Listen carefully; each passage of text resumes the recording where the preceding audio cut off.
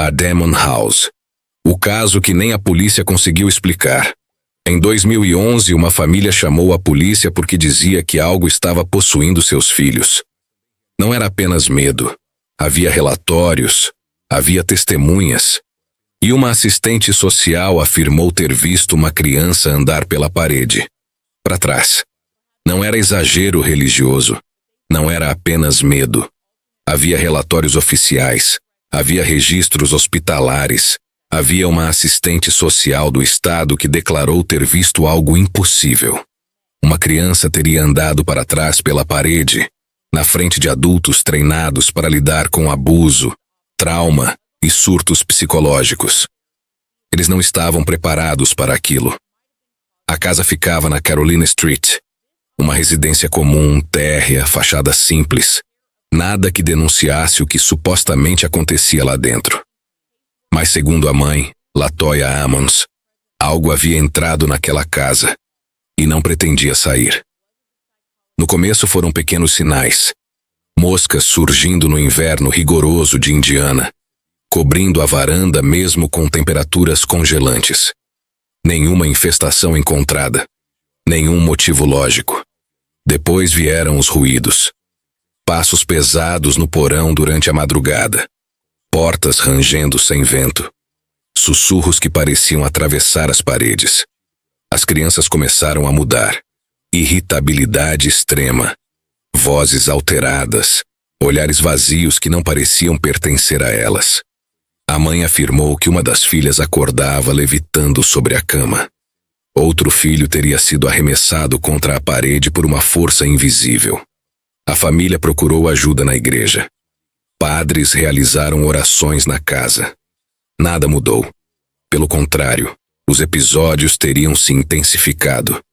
Uma das crianças começou a falar com uma voz grave que, segundo a mãe, não era humana.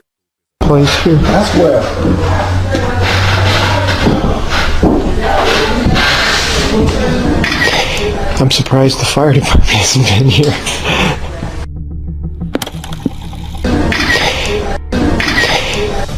Em uma visita oficial, uma assistente social do Departamento de Serviços Infantis foi à casa acompanhada por um policial. Eles queriam avaliar a segurança das crianças. Durante a conversa, um dos meninos começou a rosnar.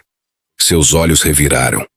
Ele teria mostrado dentes cerrados como se estivesse pronto para atacar. De repente, segundo o relatório, ele caminhou para trás pela parede do hospital dias depois, diante de funcionários atônitos, até o teto, e caiu no chão. O caso passou de estranho para alarmante. O hospital chamou segurança. Psicólogos foram acionados. Avaliações médicas não encontraram explicações clínicas que justificassem o comportamento extremo. A casa começou a ganhar um apelido entre os envolvidos: Demon House. A mãe insistia que algo demoníaco havia tomado conta do lugar. Padres locais começaram a considerar a possibilidade de possessão.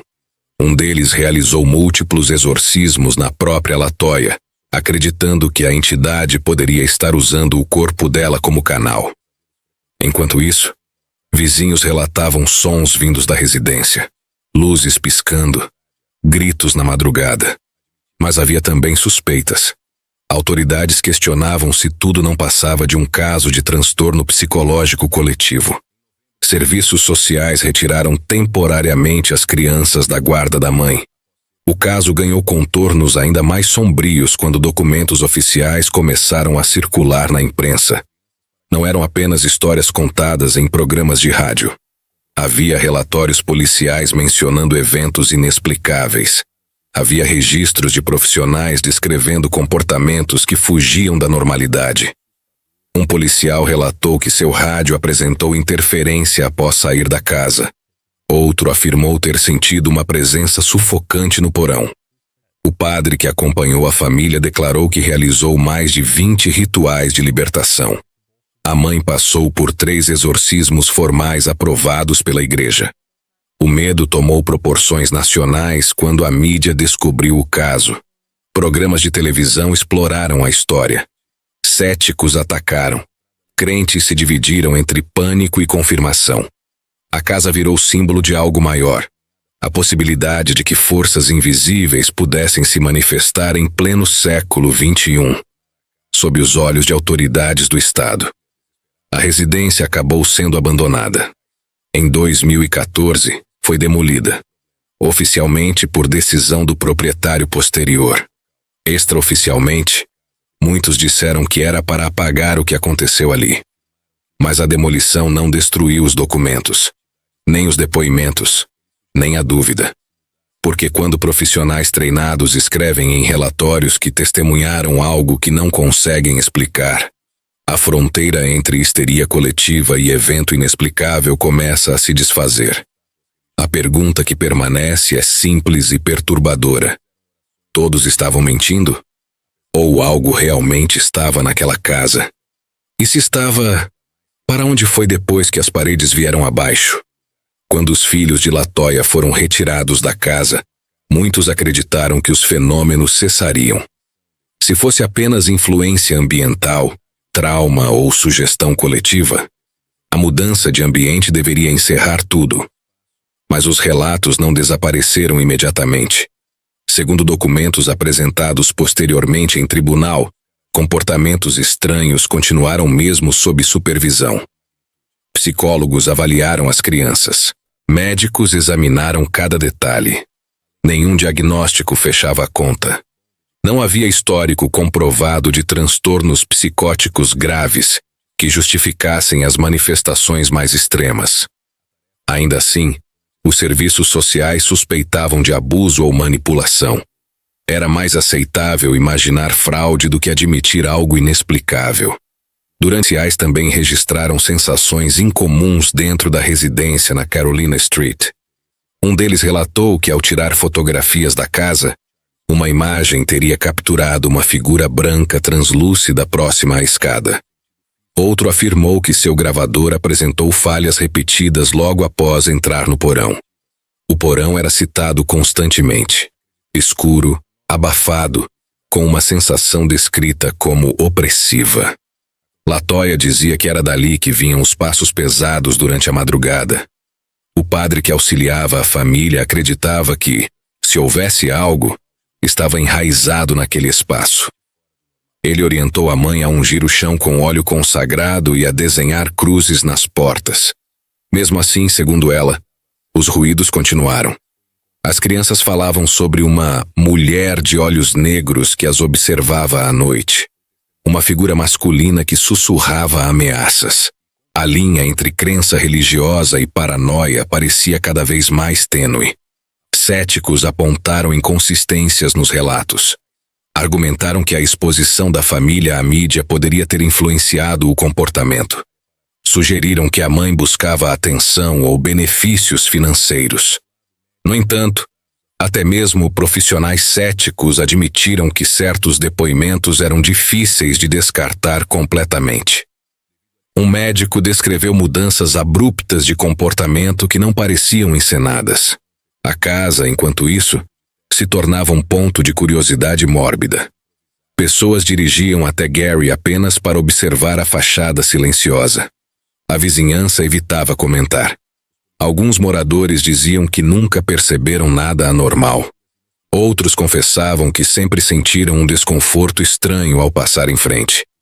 Em 2014, o imóvel foi comprado pelo cineasta Zach Bagans, conhecido por investigar fenômenos paranormais. Ele documentou entrevistas, analisou registros e decidiu demolir a estrutura após concluir suas filmagens. A demolição alimentou ainda mais teorias. Para alguns, era uma tentativa de encerrar um ciclo negativo. Para outros, apenas estratégia dramática. Mas a derrubada da casa não apagou as declarações oficiais que permanecem arquivadas. LaToya passou por 3 exorcismos formais autorizados pela igreja. Durante os rituais, segundo o padre, ela apresentou força incomum e mudanças na voz. Ele afirmou ter testemunhado reações físicas incompatíveis com simples sugestão. Ainda assim, não houve reconhecimento oficial de possessão demoníaca pela Igreja Católica em termos públicos formais. O caso ficou suspenso nesse espaço desconfortável entre fé e ceticismo.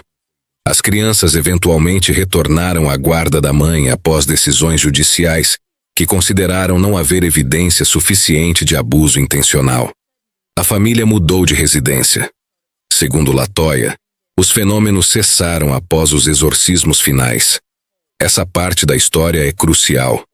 Se tudo estivesse ligado exclusivamente à casa, a mudança deveria ter resolvido desde o início. Se estivesse ligado apenas à família, os eventos continuariam independentemente do endereço. O fato de os relatos diminuírem após rituais religiosos alimentou a crença de que algo espiritual estava envolvido. Especialistas em psicologia coletiva argumentam que situações de estresse extremo podem gerar episódios dissociativos compartilhados. Outros lembram que crianças expostas a narrativas intensas podem internalizar papéis de forma inconsciente. Mas nenhuma explicação elimina completamente os relatos de terceiros que afirmaram ter visto eventos físicos estranhos. O caso da Demon House não se apoia apenas em testemunhos da família. Ele se sustenta na desconfortável existência de relatórios assinados por profissionais do Estado, descrevendo algo que não conseguiram explicar. A dúvida é corrosiva, porque se mesmo uma pequena parte do que foi registrado for verdadeira, então algo aconteceu naquela casa que desafia a lógica simples.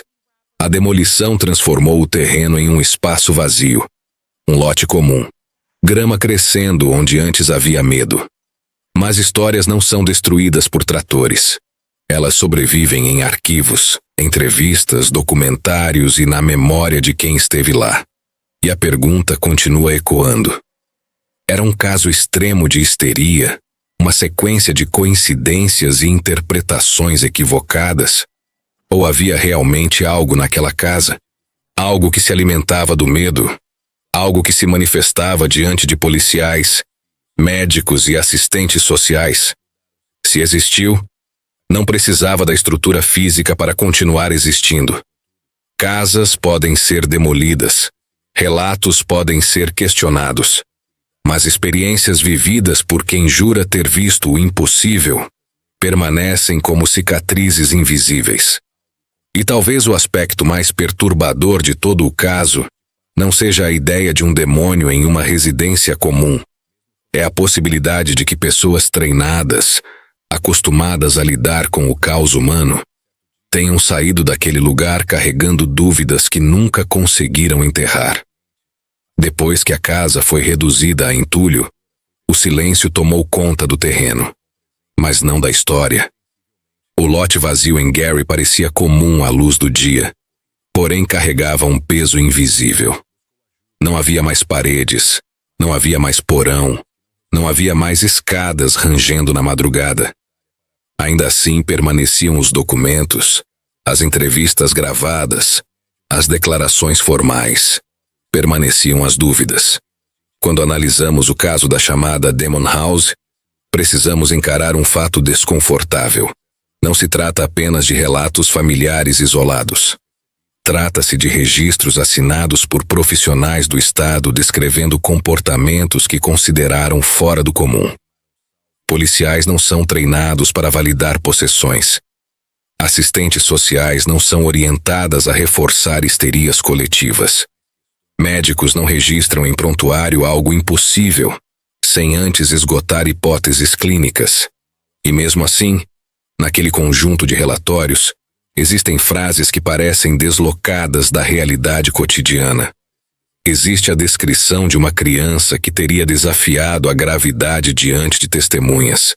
Existe a menção a mudanças de voz abruptas. Existe o registro de sensações físicas inexplicáveis relatadas por adultos experientes. Os céticos continuam firmes em suas análises. Apontam que ambientes de alta tensão emocional podem produzir distorções de percepção. Recordam que o poder da sugestão é mais forte do que muitos imaginam. Destacam que relatos extraordinários exigem evidências extraordinárias e que não existem gravações incontestáveis do suposto evento mais chocante. A ausência de vídeo é um ponto central. Em uma era dominada por câmeras, não há registro visual definitivo da criança caminhando pela parede. Apenas palavras. Palavras que sustentam uma narrativa inquietante. Por outro lado, crentes argumentam que a falta de vídeo não invalida experiências presenciais. Nem todo evento extremo acontece diante de lentes prontas. E quando ocorre, muitas vezes a reação humana é paralisar, não filmar. A mãe, Latoya Ammons, manteve sua versão ao longo dos anos. Não recuou. Não reformulou drasticamente a história. Insistiu que o que viveu foi real e que seus filhos sofreram sob influência de algo maligno. O padre que conduziu os exorcismos também manteve seu testemunho. Ele declarou acreditar que enfrentou algo que não era puramente psicológico.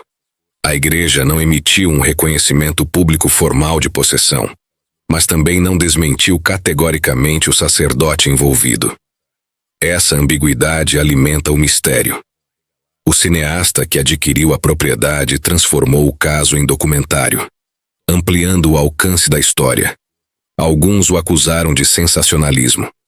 Outros agradeceram por preservar os depoimentos antes que se perdessem no esquecimento. O fato é que a demolição da casa não encerrou o debate. Pelo contrário, cristalizou o caso como um dos mais controversos relatos paranormais modernos nos Estados Unidos. O que torna essa história tão perturbadora não é apenas a palavra demônio. É o cenário ordinário. Uma casa comum em uma rua comum. Uma família comum pedindo ajuda. Não estamos falando de uma mansão vitoriana isolada em uma colina enevoada. Estamos falando de uma residência simples em um bairro urbano. Isso aproxima o terror da realidade cotidiana. Se algo aconteceu ali, poderia acontecer em qualquer lugar.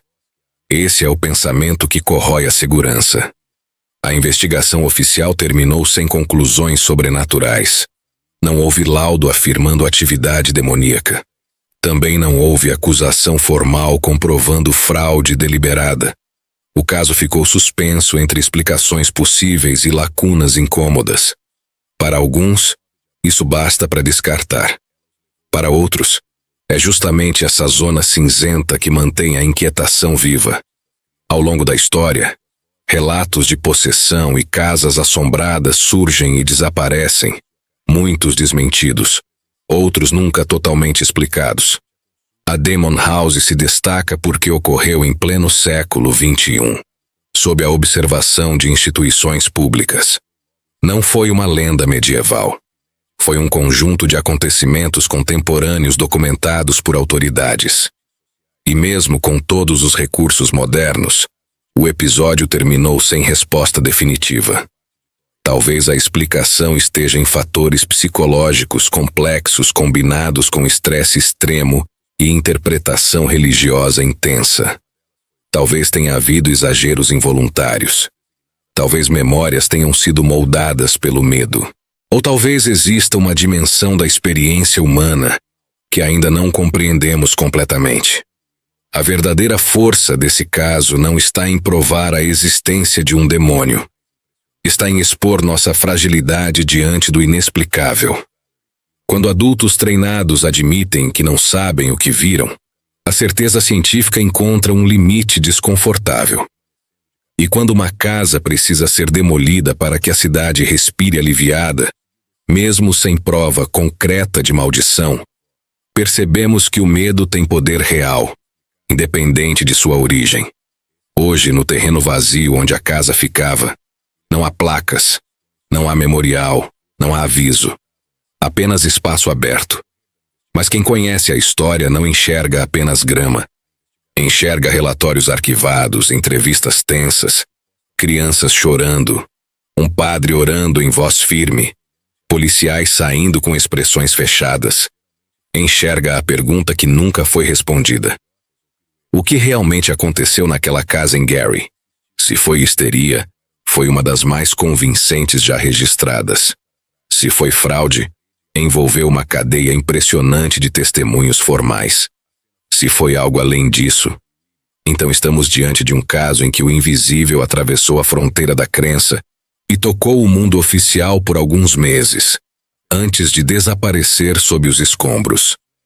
Casas podem cair, documentos podem ser esquecidos, mas histórias como essa sobrevivem porque exploram o ponto mais sensível da mente humana: o medo de que existam forças que não controlamos. E talvez o aspecto mais inquietante seja imaginar que, se algo esteve ali, não precisava de tijolos para continuar existindo. Talvez apenas precisasse de testemunhas. E se tudo isso não passou de imaginação coletiva, por que ainda incomoda tanto? A casa caiu, as paredes foram destruídas, o porão foi soterrado. Mas o que foi relatado ali nunca foi oficialmente explicado. Nenhuma conclusão definitiva, nenhuma retratação pública, apenas silêncio. E documentos arquivados. Talvez o verdadeiro terror não esteja em demônios andando por paredes. Talvez esteja no fato de que profissionais treinados, acostumados a lidar com mentiras, surtos e violência real, tenham saído daquela casa sem conseguir dar uma resposta clara. A Demon House deixou de existir fisicamente, mas a dúvida continua viva. E enquanto houver dúvida, o medo também permanece, porque algumas histórias não precisam provar que são verdadeiras. Elas só precisam que você nunca esqueça delas. Você entraria naquela casa se ela ainda estivesse de pé? Ou algumas portas simplesmente não devem ser abertas? Se você chegou até aqui é porque consegue encarar o que muitos evitam. Se inscreva no canal News Web Doc para não perder os próximos casos reais que desafiam a lógica. Deixe seu like. Ele ajuda o canal a continuar investigando histórias que quase ninguém tem coragem de contar. Comente sua opinião. Foi histeria coletiva?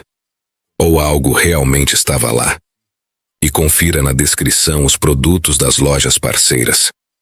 Você pode adquirir qualquer item por lá pagando o mesmo valor. E ainda ajuda diretamente o canal a continuar trazendo conteúdos cada vez mais sombrios. Aqui, nós não contamos lendas. Nós investigamos o que ficou sem resposta. Nos vemos no próximo caso.